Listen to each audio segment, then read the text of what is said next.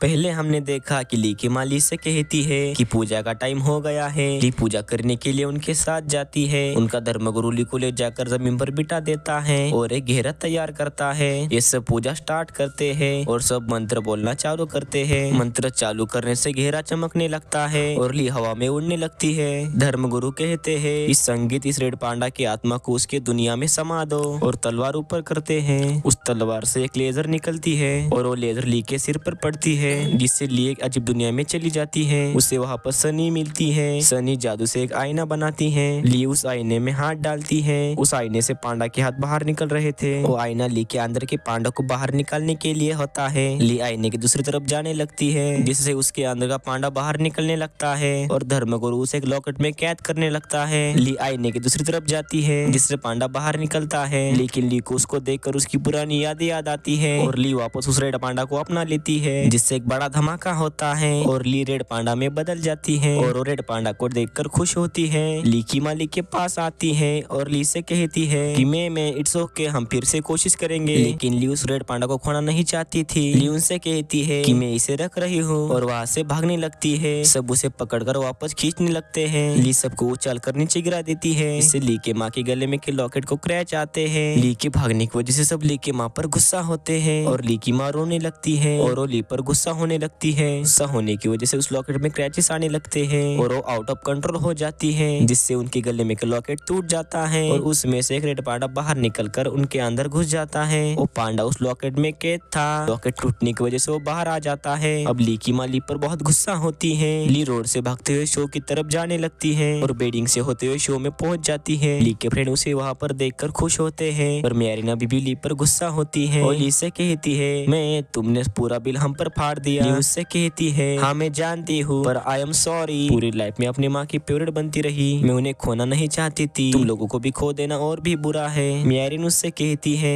Well Congress, तुमने खो दिया और ली वहाँ से जाने लगती है। तब ली का रोबेर जूनियर बजने लगता है जो मैरिन के पास होता है। प्रिया और एबी कहती है वो इसका ख्याल रख रही थी 24/7 और हर रात लोरी सुना रही थी। मैरिन उनकी मुंह पर हाथ रखकर उन्हें चुप कराती है और ली से कहती है कि ये दोनों झूठ बोल रही है। लेकिन फिर से रोबेर जूनियर बजने लगता है। मैरिन ली को रोबेर जूनियर देती हुए कहती है कि ये टाइलर के यहाँ मिला था। ली उसे देखकर खुश होती है और फिर से ये चारों अच्छी दोस्त बन जाती हैं। तभी मैरियन को वहाँ पर टाइलर दिखता है। टाइलर उन्हें देखकर छुपने लगता है, पर उन्हें पता चल जाता है कि टाइलर भी फोरटाउन का फैन है और उसे गले लगाकर खुश होती है। कुछ ही देर में शो चालू हो जाता है। ली और उसके फ्रेंड्स फोरटाउन को देखकर बहुत खुश हो जाते हैं और सब शो एंजॉय करने लगते हैं। लेकिन ली की माँ ली को ढूंढते हुए शो में आ जाती है। वो एक बहुत बड़े रेड पांडा में बदल गई थी और वो ली को ढूंढने लगती है। उन्हें वहाँ पर ली दिख जाती है और वो ली की तरफ बढ़ने लगती है। सब लोग उन्हें देख डर कर वहाँ से भागने लगते हैं। ली की सारी फैमिली भी वहाँ पर आ जाती है। ली की माँ ली को पकड़ लेती है और उससे कहती है कि बहुत मनमानी कर ली, अब और नहीं, और शो को तबाह कर देती है और सब बच्चों को वहाँ से अपने घर जाने के लिए कहती है। वो ली से कहती है कि तुम ऐसी नहीं हो।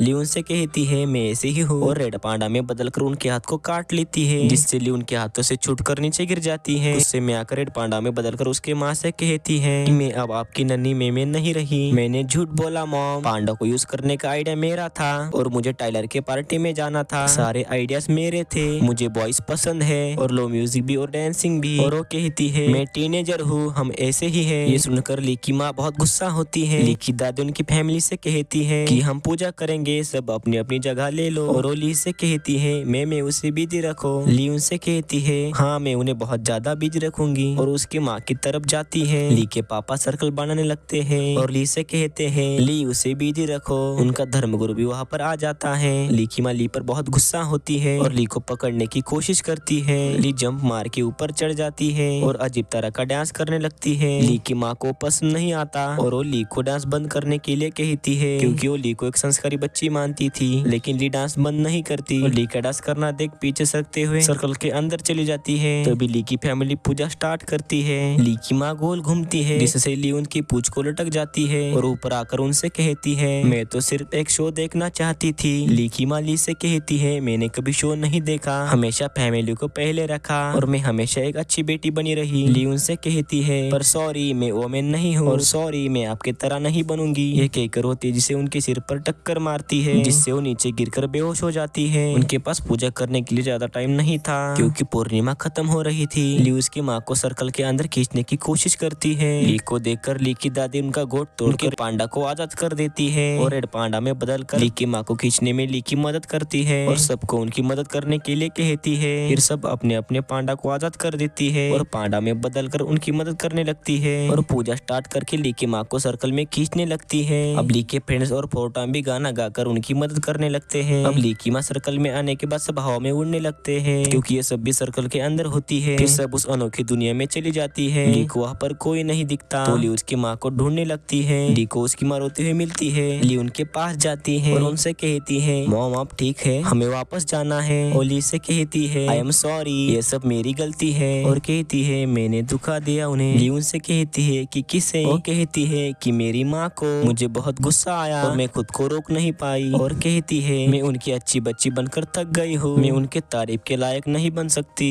किसी के भी। और ये कहकर रोने लगती है। ली उनसे कहती है कि मुझे भी ये फीलिंग होती है, लाइक हर बार होती है पर ये सच नहीं है। और ये कहकर उन्हें वहाँ से ले जाने लगती है। आगे जाते वक्त उनकी उम्र पहले जैसी हो जाती है। थोड़ा आगे जाने के बाद ली को उसकी सारी फैमिली मिलती है। ली की दादी ली की माँ को गले लगाती है। ली की माँ उन्हें माफी मांगते हुए सॉरी कहती है। ली की दादी उनसे कहती है कि माफी मांगने की कोई जरूरत नहीं है, मैं तुम्हारी माँ हूँ। और वो ली से कहती है कि बस सनी की कृपा तुम पर ऐसे ही सदा बनी रहे। और सबको उस आईने की दूसरी तरफ जाकर अपने अपने अंदर के पांडा को बाहर निकालने के लिए कहती है। और सब उस आईने की दूसरी तरफ जाकर अपने अपने अंदर के पांडा को बाहर निकालती है। ली की माँ भी उस आईने की दूसरी तरफ जाकर अपने अंदर के पांडा को बाहर निकालती है। वो पांडा जाते वक्त ली को मुस्कुराते हुए देखकर वहाँ से चला जाता है। ली की माँ उसे उस आईने की दूसरी तरफ आकर अपने अंदर के पांडा को बाहर निकालने के लिए कहती है, लेकिन ली उस रेड पांडा को खोना नहीं चाहती थी। वो उसके माँ से कहती है मैं बदल रही हूँ मॉम, मैंने अब जाके अपने आप को पहचान लिया है पर मुझे डर है कि ये डिसीजन मुझे आपसे दूर ले जाएगा। ली की माँ उससे कहती है हाँ मुझे भी। और उससे कहती है मैं समझती हूँ मैं तुम सबको खुश रखते रखते खुद ही कितनी उदास हो गई और अगर मैंने तुम्हें सिखाया तो। और ली से माफी मांगते हुए कहती है कि खुद को कभी मत रोको, चाहे कोई कुछ भी कहे, तुम जितनी ऊंची उड़ान भरोगी मुझे उतनी ही खुशी होगी। ये कहकर वहाँ से अपनी दुनिया में चली जाती है। ली की पीछे से सनी आती है। ली उनसे कहती है कल को कोई पछतावा तो नहीं होगा है ना। सनी उसे खुले आसमान में ले जाती है। ली वो नजारा देख खुश होती है। फिर सनी उसके नाक को उनका नक टच करके उसे उसकी दुनिया में भेज देती है। कुछ दिनों बाद हम देखते हैं कि ली की माँ ने रेड पांडा को एक्सेप्ट कर लिया था और ली की फैमिली ने भी। अब इनका मंदिर शहर में फेमस हो जाता है, लोग दूर दूर से इनका मंदिर देखने आते हैं। ली के पापा लोगों को मंदिर की हिस्ट्री बताते हैं और उनकी कमाई भी अच्छे से होने लगती है। ली के फ्रेंड्स भी वहाँ पर आ जाते हैं। ली की माँ उन्हें भी एक्सेप्ट कर लेती है और ये सब खुशी से रहने लगते हैं और यहीं पर ये मूवी खत्म हो जाती है।